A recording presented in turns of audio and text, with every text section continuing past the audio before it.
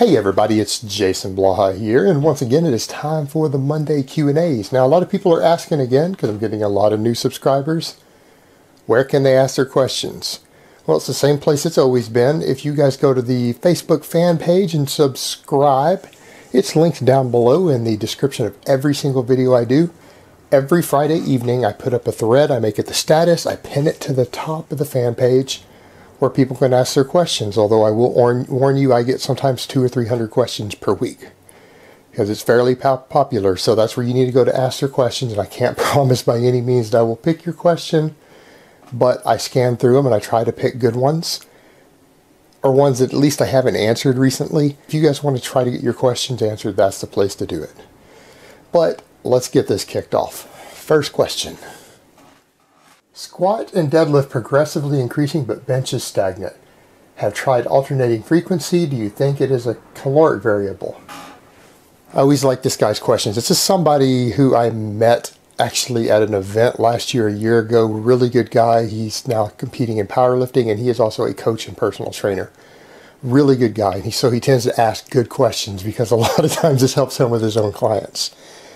Yeah, absolutely. Bench press, when you compare the bench press with the squat, bench, and deadlift, when we're talking about the big three, there's debates as to why this is. A lot of debates as to why this is, but it has been noted historically in trends, and there's even been data mapping this, showing that out of the three big lifts, that the bench press is the most relative to your body weight and is the most affected by your caloric intake. Meaning many guys tend to gain strength faster on a bench press when they're bulking than they will on, say, their squat or deadlift in proportion.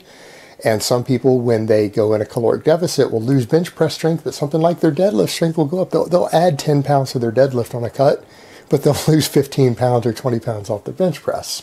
It just seems to be very subject to changes in body weight and calorie intake. So yeah, if your bench press is really stagnating and the other two lifts are going up, it could be a programming issue. It could be a calorie issue. You might need to bump calories, or you might need to back off the focus a little bit on the other two big lifts if you're really concerned about the bench press, so that you can bring it up. Because for a non-novice lifter, it is extremely difficult to increase all three of the big lifts simultaneously when you're not in a decent calorie surplus. So for someone who's not really bulking relatively hard, you may not be able to push all three lifts up at the same time. You might have to focus on one or two of them each month and keep the other one pretty much where it is, and then back the others down, or one of the other ones down, to push a different one up.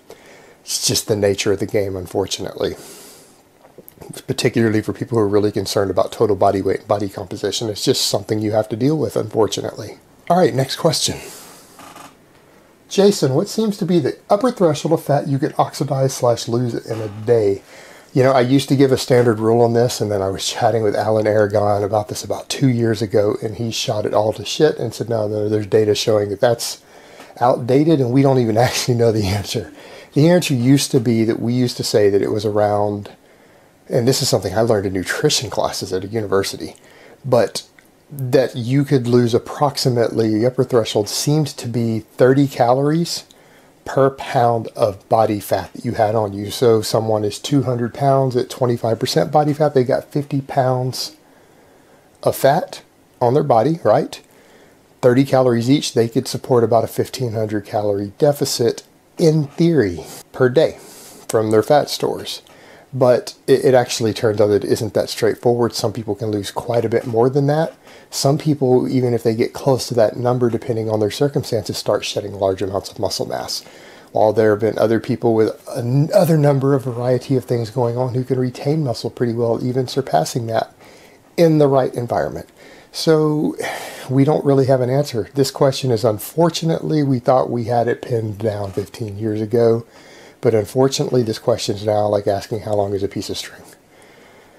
There probably isn't really an upper threshold as long as you can create a calorie deficit, but just keep in mind that at a certain threshold, everything from your health's going to suffer, your energy's going to suffer, you're going to lose muscle tissue, all sorts of problems.